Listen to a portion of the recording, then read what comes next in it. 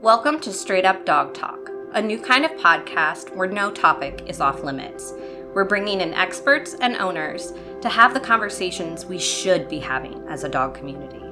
Each week, a new guest will share firsthand experiences, educational resources, or professional guidance to help you learn and grow along with your dog.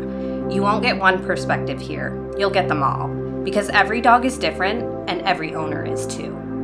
You can follow along on Instagram, TikTok, and Facebook at Straight Up Dog Talk, or by visiting www.straightupdogtalk.com. Tune in from any of your favorite podcast platforms. Welcome to Straight Up Dog Talk. I'm Em, and tonight, for our first guest, we have our producer, Josh. Hi, how's it going? Pretty good. Are you ready for this? Yeah. We've been putting in the work and getting it ready, and now it's time to actually put our money where our mouth is. Yeah, I'm really, really excited for this. I have been just planning and making spreadsheets and lining up the schedules. It's really been kind of a chaotic disaster, but it's been a lot of fun. Well, to start out, why don't we start with why should people listen to you? Because this is the podcast that I have searched for and not been able to find. I have combed through every single dog podcast that is possible to be found on the internet, and I haven't found anything like this. My background as a vet tech really drives me to educate owners and help provide resources for people, and I think that a podcast is a really effective way to do that and can make great communication to others. Yeah, can attest. You've helped me out with 3 dogs now that I've had. Yeah, I was thinking about this last night, and between the two of us, in the last 10 years since I moved back to Iowa, yes, it's been 10 years. I know. I've been with Jen for 10 years. Isn't that so crazy? 6 dogs between the two of us. Yep. I mean, you're on 3 and I have 2 and 3. So it's been kind of a wild ride, but something about that first dog changes you so much. And then you stumble across another dog in your path, and it's almost like getting that first dog all over again. Mm-hmm. And that's where I'm at with Fitz. And Cajun was the dog that spurred me into the veterinary medicine field. And now I have Fitz, who's spurring me back into educating owners and helping provide a place for people to reach out and ask questions, to find stories that they can relate to, and a place that they feel like they're welcome and understood and not being judged because they don't know how to provide the correct enrichment, training, or whatever it is for their dog. I mean, that's why I'm producing this podcast and co-hosting with you is, I kind of did trial by fire. My first dog was Oliver, who was, he was 3 when I got him, but he was a rescue from a puppy mill. He was a stud dog. I made all sorts of mistakes, not knowing what I was supposed to do with this animal. That needed extra attention, needed extra love, needed a set schedule of people that could come over to the house. He didn't eat for the first 3 days, and I had no resources really. I don't think you had quite moved back yet. And so what do you do? And this is the type of resource that would be fantastic for something like that, because you have the want to give everything to a dog. But, I still don't know what my dog Artemis wants day to day. She'll stare at me for an hour, and want something, but I have no idea what it is that she wants. It's funny because that's you made that point about, the mistakes with Oliver and not knowing what your dog needs and all that kind of stuff. And that's just something that I want to point out too, again, is that this is a place where people will not be shamed or feel shame about things that have happened to them. With Oliver, you rescued him from a puppy mill situation where he was a stud dog, where he was kept in a crate and he formed behaviors that you had absolutely no control over. Now, could you have found a trainer that could have potentially helped you? Maybe, but that's the problem. Did I have the money for that sort of trainer? Absolutely not. Well, and that's the other thing. It's expensive, and there are multiple ways to go about this. I mean, that's what this podcast is all about. I mean, we're going to have virtual trainers. We're going to have access to people that here in Iowa, we don't have access to. Mm-hmm. And to be able to come up with new and creative ways to help owners, like virtual training, I mean, come on. Definitely happened probably during the pandemic as a way for people to continue doing what they were doing.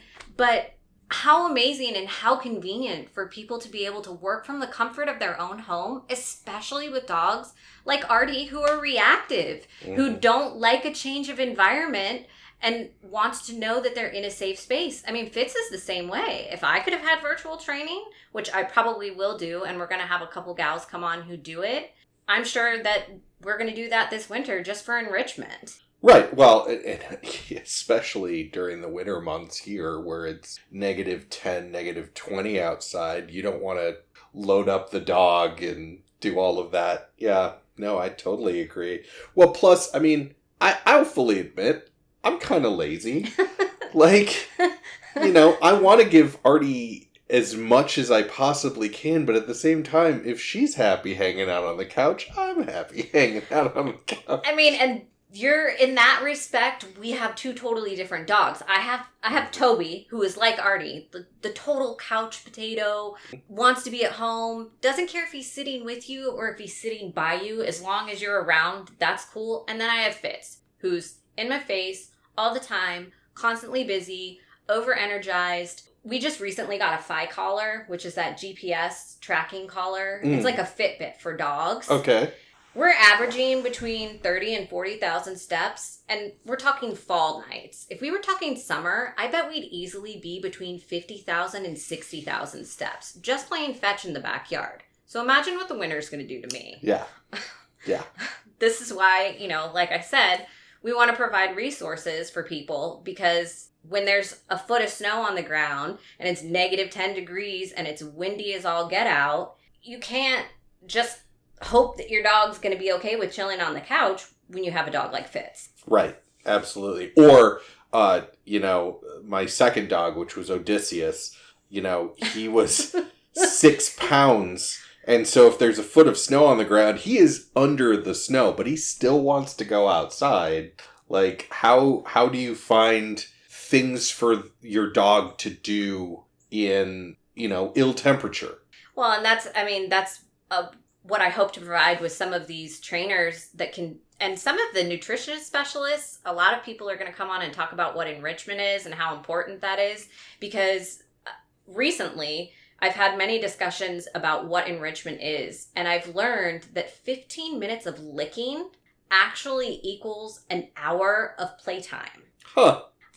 It's like a way to engage their senses so that it works their brain mentally so that they don't have to exert it physically. So we're definitely going to have some people come on and talk about enrichment, and that will be a really cool thing.